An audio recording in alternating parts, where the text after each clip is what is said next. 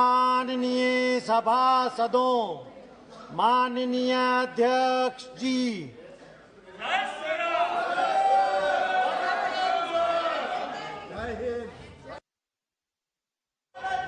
मानती जी आप रितेश। माननीय अध्यक्ष जी, माननीय सदस्य के द्वारा जो प्रश्न किया गया था, रितेश जी का, रितेश पांडे वाला, माननीय रितेश पांडे जी के द्वारा जो प्रश्न किया गया था, उन्होंने जो अपना जो भावनाएं व्यक्त की हैं, मैं अवगत कराना चाहता हूं कि 2018-19 में जो एससी का प्री मैट्रिक का जो कुल खर्च था वो 115.64 करोड़ था। 2019-20 में फंडिंग पैटर्न में बदलाव आया, 60-40 का रेशियो आया और पहाड़ी क्षेत्रों के लिए 90-10 का और यूनियन टेरिटरी के लिए 100% का। और उसके बाद 2019-20 का जो खर्च आया वो 352.70 करोड़, 2020-21 में 569.3 करोड़ और 2021-22 में 570 करोड़, यानी 5 गुना खर्च बढ़ा है। इसी तरह से ओबीसी का भी 2021 में 250 करोड़ बजट था, जो 2022-23 में 478 करोड़ हुआ। और एससी छात्रों के लिए जो माननीय सदस्य ने पूछा ओवरसीज की पढ़ाई के लिए, उच्च शिक्षा के लिए, तो मैं बताना चाहता हूं कि 125 एससी के छात्रों का इंटरनेशनल रैंकिंग के हिसाब से मेरिट के आधार पर चयन होता है, जिनको वहां पर डिग्री डिप्लोमा कोर्स करने के लिए शासन के द्वारा पूरी सहायता उपलब्ध कराई जाती है।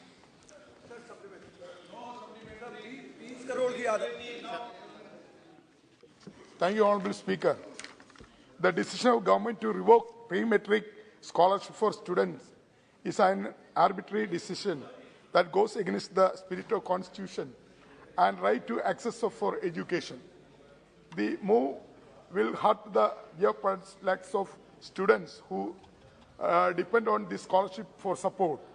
Most importantly, the decision is negating and rejecting the principles of reservation and access to the inclusion, which is constitutionally mandated right to scheduled caste and scheduled tribe. By attempting to dilute the rights of scheduled caste and scheduled tribe children, pre-metric scholarship through departmental decision is an open challenge against the preamble of the Constitution. I would like to ask Honourable Minister through you, sir, whether the government has to be reconsider this decision and the SC/ST scholarship will be the given the constitutionally right for the SC/ST students. Honourable Speaker, the scholarship scheme was introduced in 1998. After this scholarship is revised in 13th, 12th and 13. When the scholarship was introduced in 12 and 13, there was no scholarship for the SC and ST for 1 to 8. We have not questioned this question. Earlier, since from 10 years, the question was not raised. But we have taken a decision, our Prime Minister has taken a decision, we have to solve this problem. All the students have to get the scholarship by DBT model. We use the technology, we use the digital transformation. From all these things, all the students, 90% of students are getting the scholarship from the department. Question number 182 Shri Sunil Kumar Singh. क्या 182 विवरण सभा पटल पर रख दिया गया है। अन्य सदस्य। माननीय अध्यक्ष जी, मैं माननीय मंत्री जी को धन्यवाद देता हूं, क्योंकि बहुत विस्तार से मंत्रालय की विभिन्न योजनाओं के बारे में सदन में जानकारी उपलब्ध कराई गई है। परंतु भारत सरकार द्वारा राज्य सरकार को निधियां जारी कर दी जाती हैं, परंतु राज्य सरकार इसका उपयोग नहीं करती। माननीय मंत्री जी के जवाब से स्पष्ट है कि झारखंड सरकार को केंद्र सरकार ने विभिन्न योजनाओं की राशि जारी की, परंतु झारखंड सरकार इसका उपयोग नहीं कर रही है। राष्ट्रीय पशुधन मिशन में 19-20 में 4 करोड़ से अधिक रुपए दिए गए, खर्च नहीं किए गए। पशु स्वास्थ्य रोग नियंत्रण में लगभग 38 करोड़ रुपए दिए गए, लेकिन व्यय शून्य है। NADCP में 11.5 लाख दिए गए, जिसमें मात्र 5 करोड़ हुआ खर्च। माननीय मंत्री जी से मैं ये जानना चाहता हूं आपके माध्यम से कि ऐसी सरकारें जो गरीबों का रहनुमा बनती हैं और जो झारखंड में की सरकार चल रही है, ये सरकार अगर किसानों का, पशुपालकों का कल्याण न करना चाहे तो क्या भारत सरकार इन राज्यों के किसानों को और पशुपालकों को कोई सीधे लाभ पहुंचाने की योजना पर विचार माननीय मंत्री करेगी जी, क्या? ये माननीय सदस्य ने जो कहा वो बिल्कुल सच है। कई प्रदेश सरकारों की ऐसी हालत है जो झारखंड भी उसमें शामिल है। कोई भी ऐसी स्कीम नहीं है जिसका पूरा यूटिलाइजेशन किया गया हो, और इसी का परिणाम है कि 2018, 19, 20, 21, 22 तक के पैसे अभी तक रुके हुए हैं। इस साल इसी वजह से झारखंड को फंड जारी नहीं कर पाए। चूंकि प्रदेश का विषय है तो समस्याएं भी है कि डायरेक्ट काम करने की कुछ समस्या है, चूंकि पूरा इंफ्रास्ट्रक्चर और ढांचा प्रदेश सरकार का है। लेकिन उसके बावजूद भी केंद्र सरकार ने कुछ नई योजनाओं की शुरुआत की है, जिसमें हम जो बेनिफिशियरी है, जो किसान है, उसको डायरेक्ट मदद कर सकते हैं। जैसे कि ब्रीड मल्टीप्लिकेशन फार्म्स की स्कीम है, चाहे वो गाय का फार्म हो, चाहे वो भेड़ का हो, बकरी का हो, स्वाइन का हो, या और इस तरह के जितने भी ब्रीड्स हैं उनके मल्टीप्लिकेशन फार्म्स हैं, उनमें 50% सब्सिडी। जैसे डेयरी फार्म को खोलना चाहता है तो 4 करोड़ उसकी कीमत होगी, 2 करोड़ की सब्सिडी केंद्र सरकार डायरेक्ट देगी, उसमें प्रदेश सरकार की कोई हिस्सेदारी नहीं है। इस तरह से शीप एंड गोट का अगर कोई फार्म खोलना चाहता है तो 1 करोड़ का फार्म होगा, जिसमें 50 लाख की सब्सिडी केंद्र सरकार के द्वारा दी जाएगी। इसी तरह से सुअर के ऊपर है, 1 करोड़ का फार्म होगा, 50-60 लाख का फार्म होगा, 30 लाख की सब्सिडी डायरेक्ट केंद्र सरकार देगी। इसके अलावा करीब 236 मोबाइल वेटनरी यूनिट झारखंड सरकार को पैसे दिए गए थे, 37 करोड़ 76 लाख रुपए। 6 महीने हो चुके हैं, सारा 16 लाख रुपए एक मोबाइल वेटनरी यूनिट के लिए दिए गए थे। 6 महीने बाद भी एक भी मोबाइल वेटनरी यूनिट जमीन पर नहीं आ पाई है।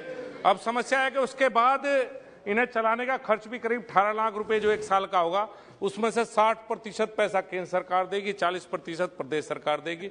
रोजगार भी होंगे और किसान के द्वार पर जाकर इलाज भी होगा, लेकिन बिना प्रदेश सरकार के सहयोग के एक सीमा है, वहां से आगे हम नहीं जा सकते। माननीय अध्यक्ष जी, आज देश में दूध का उत्पादन बढ़ा है, परंतु झारखंड जैसे राज्य में दूध के उत्पादन के बावजूद भी दूध की कमी है और डेयरी विकास की विभिन्न योजनाएं केंद्र सरकार चला रही है, परंतु झारखंड राज्य में डेयरी विकास का कोई कदम नहीं उठाया गया है। जैसे गोड्डा में ही ठाकुरगंगटी में 3 करोड़ रुपए दिए गए, 3 साल हो गए। मेरे क्षेत्र चतरा में, चतरा के 2 क्षेत्रों में इटखोरी और हंटरगंज में खुलना था, लेकिन आज तक जो वहां डेयरी काम भी कर रही है वो भी किसानों को ठीक से मेधा डेयरी पैसा नहीं देती है। तो मैं माननीय मंत्री जी से जानना चाहता हूं कि केंद्र सरकार डेयरी इकाई स्थापित करने के लिए क्या किसी निजी संस्था या व्यक्तियों को किसी प्रकार की सहयोग देने पर या कोई योजना बनाने पर विचार कर रही है? माननीय सदस्य ने ठीक कहा, झारखंड में कोऑपरेटिव बीमार थी, एनडीडीबी को दिया गया है इसका मैनेजमेंट अब, और एनडीडीबी प्रयास करिए कुछ बेहतर हो। 3 प्लांट नए बने हैं अभी साहबगंज, पालमू और देवगढ़। और जो समस्या गोडा की थी वो निशिकांत दुबे जी यहाँ हैं, शायद ही कोई सांसद इतना प्रयास अपने क्षेत्र के लिए करता हो जितना इन्होंने किया है। इनके कहने के बाद मैंने एनडीडीबी के जो सदस्य हैं उनको बुलाया था, और जब प्रदेश काम नहीं कर रहा है तो मैंने कहा है कि उस जिले के लिए अलग से फंड एनडीडीबी डायरेक्ट मांगे। आप उनके सवाल पूछोगे तो मैं उनके भी जवाब ईमानदारी से दूंगा, आप निश्चिंत रहे इस बात को। जो सब जवाब होगा ईमानदारी से होगा। अभी ये स्टेट स्पेसिफिक नहीं है, आप बीजेपी रूल्ड स्टेट के बारे में पूछिए, उनके बारे में बताया जाएगा। तो एनडीडीबी को कहा गया है कि हर जनपद में कुछ नए प्रोजेक्ट, अभी एनडीपी सेकंड का प्रपोजल वर्ल्ड बैंक से एनडीपी सेकंड के बारे में बातचीत चल रही है। एनडीपी सेकंड जब आएगा, एनडीपी फर्स्ट में पैसा दिया गया था, एनडीपी सेकंड में किसी भी सांसद सदस्य के क्षेत्र में अगर कोई कार्य होगा तो एनडीडीबी के द्वारा वो काम करवाया जाएगा। देवजी पटेल। धन्यवाद अध्यक्ष महोदय। अध्यक्ष महोदय, आवारा पशु जो पशुपालन हो रहा है, उस पशुपालन में अध्यक्ष जी एक समस्या बहुत बड़ी आ रही है, आपको भी ज्ञात होगा। किसान रात भर पहरा देते हैं और अपनी फसल बचाते हैं। यह आवारा पशु वाला विषय आता है किसान के घर से ही, क्योंकि किसान जो गाय घर में बांधता है उसको दूध देने के बाद में उसको छोड़ देता है। और आजकल ये जो शंकर नस्ल की जो गाय है उसके जो बुल है अध्यक्ष महोदय वो इतने ताकतवर होते हैं और ब्लैक कलर के होने के कारण एक्सीडेंट भी बहुत होते हैं। मेरा आपके माध्यम से सरकार से ये पूछना है कि पशुपालन को बढ़ावा देने के लिए, जैसे अभी मंत्री महोदय ने बहुत अच्छा से सवाल का जवाब दिया, एक थोड़ा मैं इसमें ऐड करना चाहूंगा। राजस्थान के अंदर भी एक ये समस्या है कि हमारे वहां सरस का जो दूध है वो 20,000 लीटर लेते हैं और हम बनास डेयरी का दूध बनास डेयरी में भरवाते हैं। अध्यक्ष महोदय, बनास डेयरी में 3 लाख लीटर हम दूध दे रहे हैं। तो पशुपालन को बढ़ावा देने के लिए क्या राजस्थान के अंदर ये सरस का जो कोऑपरेटिव जो सिस्टम चल रहा है उस सिस्टम को ठीक करके बनास के जैसा बना के पशुपालन को बढ़ावा दे सके और वहीं पे एक इकाई खड़ी कर सकते हैं क्या?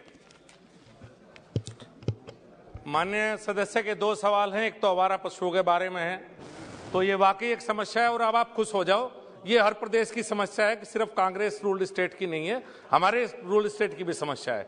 तो ऐसा कुछ नहीं है, ये एक समस्या है बहुत बड़ी और इसका समाधान के लिए प्रदेश सरकारों के साथ मिलकर हम काम करना चाहते हैं।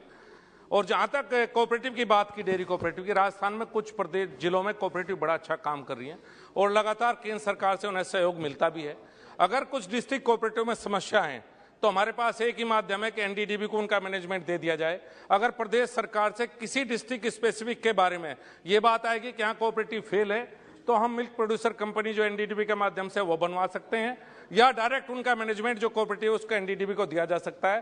प्रदेश सरकार से अगर इसमें रिक्वेस्ट करेगी तो सांसद महोदय हमारी रिक्वेस्ट करें तो ये हो सकता है।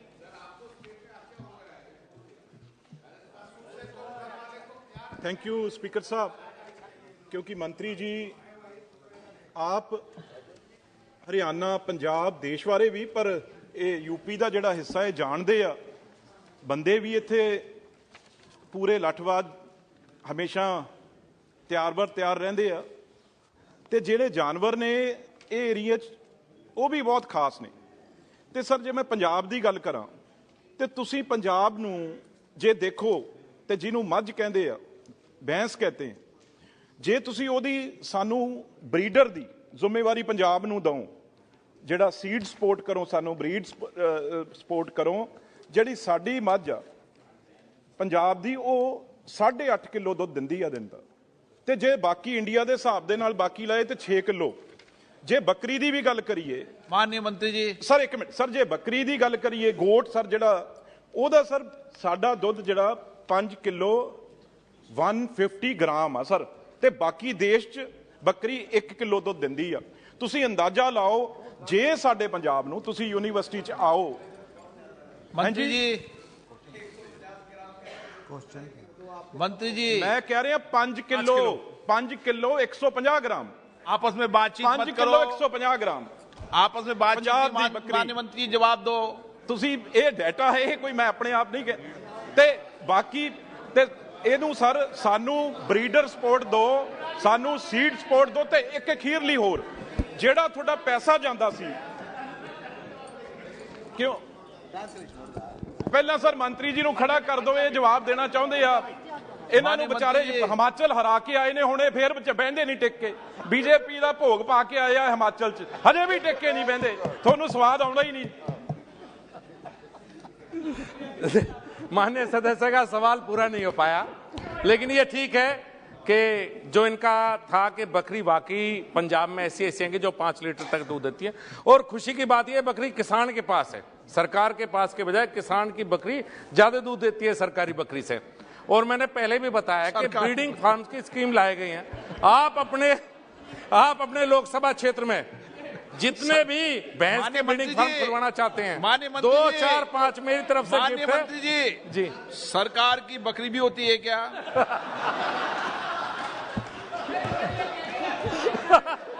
पंजाब सरकार की बकरी से ज्यादा दूध वहां के किसान की बकरी देती है।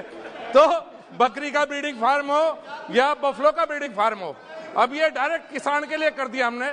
और अगर किसी यूनिवर्सिटी या इंस्टीट्यूट को भी ब्रीडिंग फार्म्स के लिए पैसा चाहिए तो आप प्रपोजल भिजवाइए, आपका प्रपोजल 1 महीने के अंदर यहां से पास होगा, आप निश्चिंत रहिए। Question number 183 Shri Tejasvi Surya. Question number 183 Patel पर रख दिया गया है। सर, साइबर क्राइम्स आजकल बढ़ रहा है और साइबर क्राइम्स इन्वेस्टिगेशन में जो रीजनल लेवल पे इन्वेस्टिगेशन ऑफिसर्स जो होते उनको ये दिक्कत होते कि अलग अलग जुरिस्डिक्शंस में ये क्राइम एक्सटेंड होता है, and multiple jurisdictions also involves international jurisdictions. So when there is an FIR filed, say in Karnataka, the crime or the crime may have taken place in Karnataka, but the multinational company may not have its headquarters in India. इससे investigation officers को बहुत दिक्कत होता है to pursue the case. सो मुझे मंत्री जी से पूछना है, is the government of India considering bringing in any legislation with the consultation of international agencies so that investigation and conviction of these crimes can be more effective. The second question as a part of this is I4C के बारे में उल्लेख किए हैं in the written answer. I4C is a very good initiative, but what is the conviction rate? जितने complaints cyber crimes register हो चुके हैं और जितने कन्विक्शन हो चुके हैं, इसके बारे में मंत्री जी भी ध्यान देना, ये मेरा निवेदन है आपसे. माननीय अध्यक्ष जी, साइबर स्पेस आजकल सीमाहीन हो गया है. जिस तरह से इंटरनेट सस्ता है, लोगों की उपयोगिता बढ़ी है और किसी तरह का अभी कानूनी हस्तक्षेप विधिवत साइबर स्पेस पर नहीं है, जिसकी वजह से अधिक उपयोग करने के कारण साइबर क्षेत्र में चुनौतियां बढ़ी हैं. जहां एक तरफ इसके सकारात्मक रिजल्ट आ रहे हैं, वहीं तकनीकी खामियों का, कुछ कानूनी खामियों का और बॉर्डरलेस होने के कारण अलग अलग तरह से अपराधी भी उसका टेक्निक से उपयोग कर रहे हैं, जिसमें कई जगह पर प्राइवेट इंटरनेट की भी सुविधा अपराधी लेते हैं, जिसकी वजह से उन पर नियंत्रण स्थापित करना थोड़ा कठिन होता है. लेकिन ये लोग, हमारा जो भारत का संविधान है उसकी 7वीं अनुसूची में साइबर अपराधों के साथ साथ सभी अपराधों के लिए प्रदेश सरकार की जो हमारी लॉ एनफोर्समेंट एजेंसी होती है, वहाँ की पुलिस होती है, उसको कार्रवाई करने का अधिकार है. वो वहाँ पर सूचना हम देते हैं, उसके आधार पर FIR दर्ज करके वहाँ पर इन्वेस्टिगेशन और उसके बाद वो प्रोसिक्यूशन के माध्यम से वहाँ पर जो भी परिणाम कोर्ट में आते हैं उसके लिए वो उत्तरदायी है. लेकिन चूंकि ये बॉर्डरलेस है और इस तरह का इसमें एक स्थिति बन गई है जहाँ पर चुनौतियाँ इतनी बढ़ गई हैं कि अगर हम इसको सीमाओं में बांधेंगे तो निश्चित रूप से ये अधिकतम बढ़ता जा रहा है और आने वाले समय में एक बहुत बड़ी चुनौती विश्व के सामने उपस्थित होने वाली है. इस दृष्टि से गृह मंत्रालय ने इसमें चर्चा की और 2014 में हमारी सरकार बनने के बाद 2015 में हमने एक कमेटी बनाई. उस कमेटी की रिपोर्ट के आधार पर हमने प्रदेशों के साथ समन्वय स्थापित करना और उसके साथ साथ देश के बाहर भी अगर कोई अपराध होता है उसके साथ भी हम समन्वय स्थापित कर पाएं, इसके लिए हमने I4C ये हमने उसको बनाया. और उसके माध्यम से, जैसे आपने कहा कि कर्नाटक में जैसे कोई अपराध होता है, तो ये एक वास्तव में बहुत बड़ी चुनौती थी. हमने I4 के जो हमारा कोऑर्डिनेशन का ही मुख्य रूप से काम करता है, तो अलग अलग हमने 7 क्षेत्रों में अपने देश को बांटा है, जिसमें 7 क्षेत्रों के लिए हमने 7 टीमें बनाई हैं, जिसमें मेवात एक सेंटर बनाया है, जिसमें राजस्थान, उत्तर प्रदेश, दिल्ली और हरियाणा है. जामताड़ा में झारखंड, पश्चिम बंगाल, बिहार, उड़ीसा, छत्तीसगढ़ और उत्तर प्रदेश है. अहमदाबाद में गुजरात, मध्य प्रदेश, राजस्थान, दमन, दीव, दादरा और नागर हवेली संघ राज्य क्षेत्र है. हैदराबाद जो क्षेत्र है उसमें तेलंगाना, महाराष्ट्र, कर्नाटक और गोवा. चंडीगढ़ ऐसे 5वां है जिसमें संघ राज्य क्षेत्र है, पंजाब, हिमाचल, ऐसे अलग अलग हमने बांटे हैं. विशाखापट्टनम हमारा 6ठा है और 7वां गुवाहाटी है. जहां उन्होंने ये पूछा है कन्विक्शन रेट के विषय में, इसका चूंकि मैंने जैसे शुरुआत में कहा, लोक व्यवस्था और संविधान की अनुसूची के अनुरूप इसमें प्रदेश की सरकारों को ही निर्णय करना होता है. वही वहां पर जाकर के जो कोर्ट में आदेश होता है उनसे उनको जानकारी. सर, जिस I4C के बारे में मंत्री जी ने उल्लेख किए, ये अलग अलग रीजनल सेंटर्स में है, पर हर स्टेट में एक I4C का यूनिट लगाना बहुत ज़रूरी है. प्रश्न ये है कि ये I4C को हर रीजनल सेंटर से बढ़कर हर स्टेट लेवल तक ले जाने में कुछ योजना है, तो उसके बारे में थोड़ा बताइए. देखिए, I4C ये प्रमुख रूप से गृह मंत्रालय ने जो हमारी चुनौतियां हैं उनको देखते हुए प्रदेशों के साथ समन्वय बनाने के लिए किया है. उसके लिए हमने पूरे देश में जहां उसको जोन्स में बांट करके टीमें बनाई हैं, वहीं हमने I4C के अंतर्गत जहां प्रदेशों को उनकी क्षमता बढ़ाने के लिए हम पैसा दे रहे हैं, पुलिस मॉडर्नाइजेशन के माध्यम से थानों में साइबर उपकरण खरीदने के लिए हम उनको पैसा दे रहे हैं, उसके साथ साथ उनके अधिकारियों का प्रशिक्षण भी हम NCRB के माध्यम से कर रहे हैं, और उसके साथ साथ महिलाओं और बच्चों की सुरक्षा के लिए एक अलग से हमने फंड बनाया है। I4C के माध्यम से हमने राष्ट्रीय साइबर अपराध खतरा विश्लेषण यूनिट बनाई है, राष्ट्रीय साइबर अपराध रिपोर्टिंग पोर्टल है, राष्ट्रीय साइबर अपराध इकोसिस्टम प्रबंधन यूनिट है, संयुक्त साइबर अपराध समन्वय टीम है, राष्ट्रीय साइबर अपराध फोरेंसिक प्रयोगशालाएं भी हमने बनाई है। इसके माध्यम से हमने 542 प्रयोगशालाएं भी बनाई है, और उसके अलावा हम लोगों को वॉलेंटियर के तौर पर भी कर रहे हैं। एक यूनिवर्सिटी भी हमने बनाई जिसमें फोरेंसिक से संबंधित, अहमदाबाद में वो यूनिवर्सिटी बन गई है, जिसमें 9 कोर्स हम फोरेंसिक से संबंधित चला रहे हैं, जिसके प्रशिक्षण के माध्यम से हमारी जो मानव बल की उपयोगिता है उसके सापेक्ष हमको मानव बल उपलब्ध हो सके। Pratap Sinha ji. Thank you, Speaker sir. I have a similar question. By its very nature, cyber crimes involve cross-border transactions. But the authorities which are dealing with these kind of crimes are under the control of respective state governments.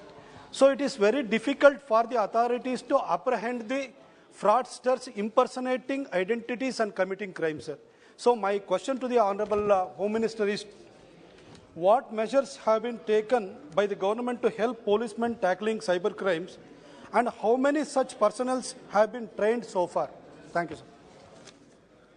माननीय अध्यक्ष जी, जैसे मैंने शुरुआत में कहा कि ये विषय प्रदेशों का है और माननीय सांसद जी ने भी उसको स्वीकार किया है, लेकिन जहां तक गृह मंत्रालय की बात है, गृह मंत्रालय ने उसमें कई इनिशिएटिव लिए हैं, जिसमें हमने 2014 में जो हमने कमेटी बनाई, उसके बाद हमने 2 अलग से डिवीजन भी बनाए हैं, CIS और महिला सुरक्षा डिवीजन बनाए, और उन दोनों डिवीजन्स के माध्यम से हमने प्रदेशों को जहां एक ताकत देने का काम किया है, वहीं अलग अलग तरीके से हमारा यह भी प्रयास रहा है कि हम केंद्र सरकार में एडवाइजरी और विभिन्न योजनाओं के अंतर्गत वित्तीय सहायता के माध्यम से संघ और राज्य क्षेत्रों की क्षमता वृद्धि और उनके साथ साथ उनको एडवाइजरी। कल्याण बनर्जी जी, एक मिनट सर, ये पूरा हो जाए इनका।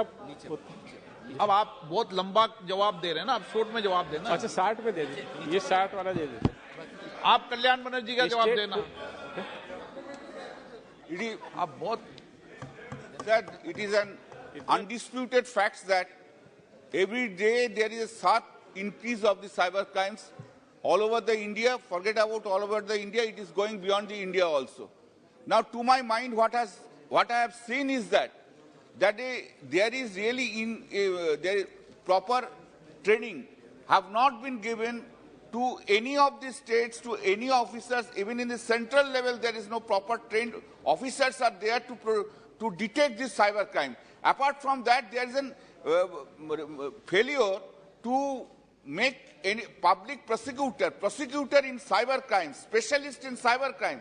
That's a great difficulty. That's the reason there is no prosecution is not going on, conviction is not being made, and it is not being detected. My question before the Honorable Minister is this, that whether the central government is thinking to provide appropriate trainings for the police officers, either in the states or the central governments, in which are the levels, to make appropriate training to detect cyber crimes.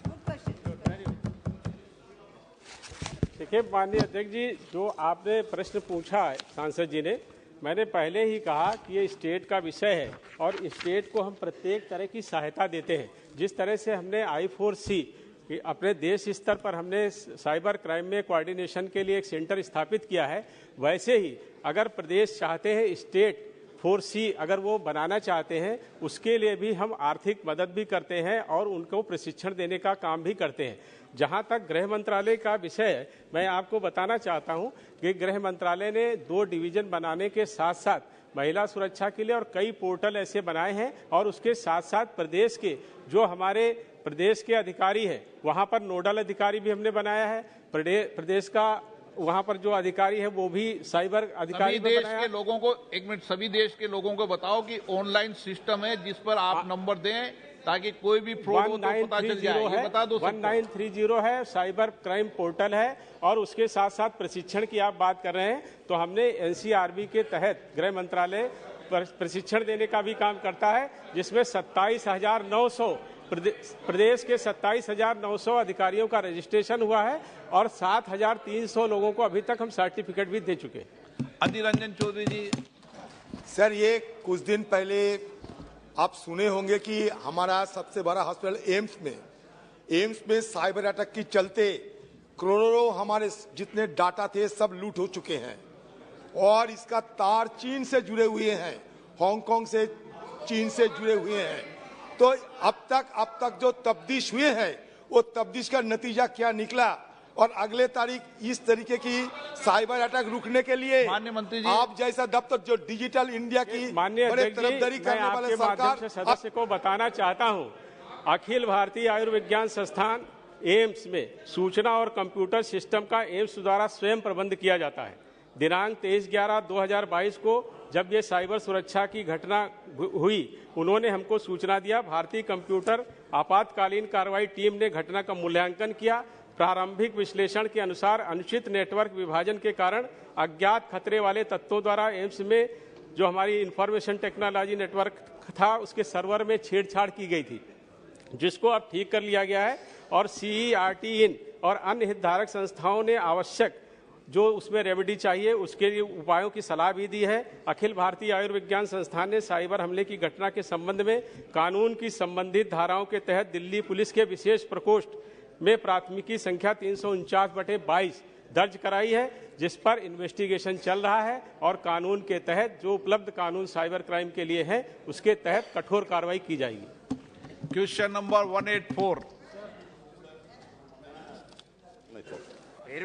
सभा पटल में रख दिया गया। Sir, earlier the attendance of the Manrega workers are marked by the mate in the muster roll sheet at the work site. But now the system has changed. A new software has been developed known as NMMS.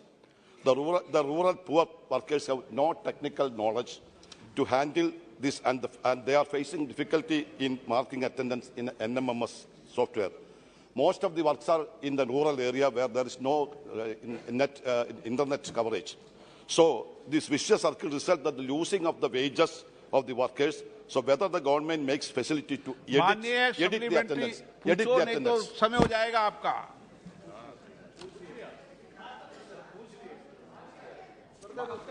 अध्यक्ष महोदय, जैसे माननीय सदस्य ने कहा है, इस तकनीक के बारे में हम FTO जारी करते हैं और विशेष तौर से बहुत आसान तरीका है। हमने पिछले समय जिस प्रकार की व्यवस्था थी, हमने 1 अप्रैल 2021 में जो व्यवस्था पहली थी, और ये सारे जो परिस्थितियां अभी निर्मित हुई, खास तौर से जो हमारे ST SC जो वर्ग है, अन्य श्रेणी के जो वर्ग हैं, परियोजना एक है और उसको जो हम अनुदान देते थे और उसमें थोड़ी विसंगति केवल पेमेंट के विषय को लेकर आते, और इसलिए हमने पुनः जो व्यवस्था थी उसको हमने लागू किया है। Second, sir, for the material components Manrega work, usually the vendors are supplying the materials, but sometimes the vendors are not supplying the materials in time. The stoppage of the materials are hence resulting the delay of the payment. It is finally affecting achieving 100 man days, and the workers are not getting job opportunity. So whether the government has any schemes to rectify such situations.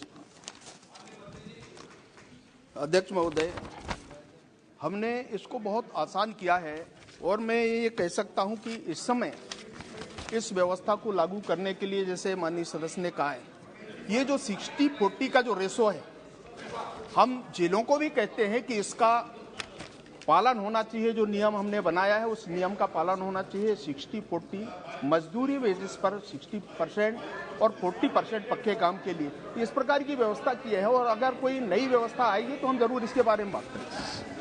Shri N.K. Premachandran ji. Thank you. Sir, I fully support the question posed by Sri Benny Behanan. The problem is 40% is for the material component. Unfortunately, the payment is not being given.